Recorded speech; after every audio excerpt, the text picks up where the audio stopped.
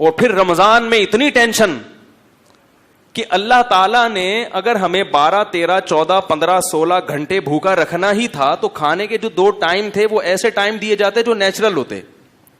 صبح 8 بجے کا اللہ کہتے ناشتہ کر لو اور رات 8 بجے افطاری کر لینا, 12 گھنٹے بھی ہو جائیں گے اور ہمارا ایک دوپہر کا کھانا کیا ہو جائے گا, ناغا ہو جائے گا. تو چلو ساری زندگی دوپہر کھاتے رہیں, ایک دفعہ لنچ کا ہم نے کیا کر لیا, ناغا. اللہ نے ٹائم تو وہی رکھا لیکن جو کھانے کے اوقات ہیں وہ بڑے عجیب رکھ دیے. صبح 3:30 بجے اٹھ کے کھاؤ. یہ پوری دنیا میں کسی کے کھانے کا ٹائم.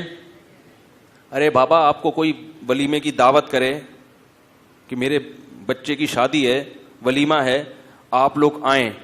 جی ضرور آئیں گے. کس وقت آئیں؟ 3:45 بجے صبح.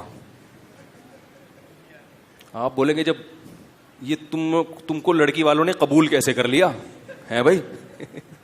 تحقیق نہیں کی تھی کہ پہلے کوئی ٹیسٹ نہیں کروایا تھا دماغ کا؟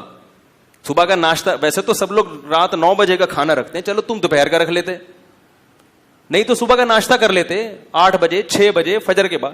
3:45 3:30 پاگل ہو گیا کیا کہیں گے نا لوگ. اور پھر لڑکی والوں کو جا کے بولیں گے ابھی سے رشتہ ختم کروا دو, مجھے کچھ ان کی سیٹنگ آؤٹ لگ رہی. اللہ نے کہا کہ کب اٹھ کے کھانا ہے. روزہ رکھنا جتنا مشکل کام ہے نا اتنا ہی مشکل صبح اٹھ کے نیند قربان کر کے کھانا کھانا. اتنی ٹینشن. اور پھر اللہ نے جو مغرب کے وقت جو کھانے کی اجازت دی اس میں نماز بھی ساتھ ہی لگا دی. تسلی سے بیٹھ کے کھا بھی نہیں سکتے. بھوک اتنی ہوتی ہے, پیاس اتنی ہوتی ہے کہ بچے کھا جائے آدمی, دل چاہ رہا ہوتا ہے. حقیقت ہے. اس وقت کنڈیشن یہ ہوتی ہے بیگم ذرا یہ دہی بڑے ہیں یہ ذرا سنبھال کے رکھو, میں نماز کے بعد آ کے کھاتا ہوں. یہ والا پکوڑا ٹھیک یہ کھانے نہیں دینا کسی کو, یہ آج پکوڑے بہت مزے کے بنے ہوئے, آدھا رکھ لیا آدھا. اور انسان کی فطرت ہے کہ کھانے کے دوران جب 10-15 منٹ کا وقفہ ہو گیا تو بھوک, اب وہ مزہ نہیں آتا, وہ افطاری گئی سمجھ رہے, اب مزہ نہیں آئے گا. پھر ہونا یہ چاہیے رمضان میں عشاء کی چھٹی ہونی چاہیے. اگر ہم سے کوئی مشورہ لے کے شریعت بناتا, معاذ اللہ ایک مثال دے رہا ہوں, ہم کہتے ہیں اللہ رمضان میں تو نے اتنی تھکاوٹ, اتنا مسئلہ ہو گیا, سارا دن کے بھوکے پیاسے, پھر افطاری بھی تو نے ڈھنگ سے نہیں کرنے دی ہے بھائی. اللہ ساری زندگی 5 نمازیں پڑھی ہیں, آج 4 کر دے, عشاء کی کیا کر دے. کیونکہ افطاری کے بعد کیسی غنودگی چڑھتی ہے دماغ میں, کیسا گرتا ہے بستر پہ, فوراً گٹکے والے گٹکے پہ, تمباکو والے چائے پر آ گئے, اور سگریٹ والے فوراً سگریٹ, نسوار والا فوراً ڈبی لے کے بیٹھا ہوتا ہے, اللہم لک صمت وعلی رزقک افطرت, یہ چل رہا ہوتا ہے. اس کا دماغ صحیح کام نہیں کر رہا ہوتا. تو اللہ نے بجائے اس کے کہ عشاء کی چھٹی ہو جاتی, عشاء کے ساتھ تراویح کی نماز بھی لگا دی. اب وہ کتنی رکعتیں اس پر میرا ایک بیان ہے, سن لیجئے گا. ہمارے نزدیک 20 رکعتیں ہیں, لیکن ہم 8 والوں کو بھی گمراہ نہیں کہتے. لیکن جو راجح قول ہے ائمہ اربعہ کا مذہب, صحابہ کا, تابعین کا, وہ کتنی رکعتیں ہیں اس پر میرا بیان ہے ہوا ہوا ہے. 7-8 سال پہلے میں نے دلائل سے بیان کیا تھا, پوری ایک دلیل اس میں بہت تفصیل سے, 1.5 گھنٹے کا بیان ہے. جس کو اشکال ہو وہ سن لیجئے گا. وہ غیر معروف چینل سے اپلوڈ ہوا ہے, تو میں ابھی اس کو انشاءاللہ اپنے چینل سے بھی اپلوڈ کروا دوں گا. تو اس میں بہت مضبوط دلائل کے ساتھ دونوں طرف کے دلائل کے تجزیہ لے کر بتایا گیا کہ یہ پوری امت کا اجماع چلا آ رہا ہے اس پر, سمجھ رہے ہیں. تو آپ وہ سن کے پھر تبصرہ کیجئے گا, ایسے ہی تبصرہ نہ کر دیجیے گا.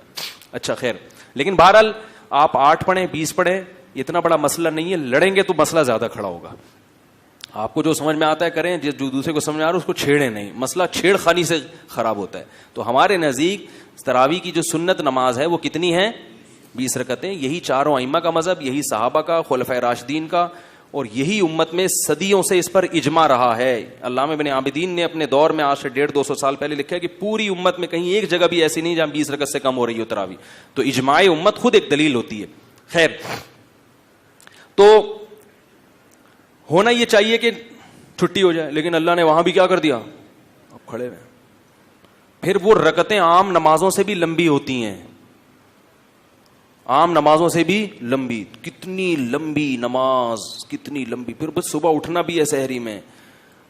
تو یہ سب ٹینشن اللہ پتہ ہے کیوں دے رہے ہیں, بس بات ختم کرتا ہوں. اپنی محبت کی چنگاری پیدا کرنے کے لیے. جس کے لیے قربانی دی جاتی ہے اس کی محبت آہستہ آہستہ دل میں پیدا ہوتی ہے. محبت دودھ جلیبیاں کھانے سے پیدا نہیں ہوتی. محبت محبوب کے لیے قربانی دینے سے پیدا ہوتی ہے. جب تک محبت نہیں ہوگی محبوب کی اطاعت بولو بھائی نہیں ہوگی. اسی وجہ سے رمضان سے پہلے جو ہماری کنڈیشن ہوتی ہے آخری عشرے میں دلوں کی حالت الحمدللہ کیسا ہی سخت دل ہو کچھ نہ کچھ دل اس کا تبدیل ہو چکا ہوتا ہے. افسوس اس پر ہے کہ پھر اس دل کی تبدیلی کو بچا کے نہیں رکھتے. عید کے دن اس سب ریورس کر دیتے ہیں ہم. اللہ نے تو اس گاڑی کو ٹریک پہ چلا دیا رمضان میں, اب چل رہی ہے تو چلاتے چلے جاؤ. ہم عید میں دوبارہ کچے میں اتار لیتے ہیں اس کو, ٹھیک ہے نا, دوبارہ نہ اتارو. تو ٹریک پہ چلنا مشکل تھا, اللہ انگلی پکڑ کے رمضان میں ہمیں ٹریک پہ چلا دیتے ہیں. تو اس لیے میرے بھائی اگلے ہفتے پھر انشاءاللہ اسی موضوع پر بیان ہوگا. خوشی اور رغبت کے ساتھ رمضان کے روزے رکھا کرو, یہ اللہ کی بہت بڑی نعمت ہے, مسلمانوں کے گھروں کی رونق ہے.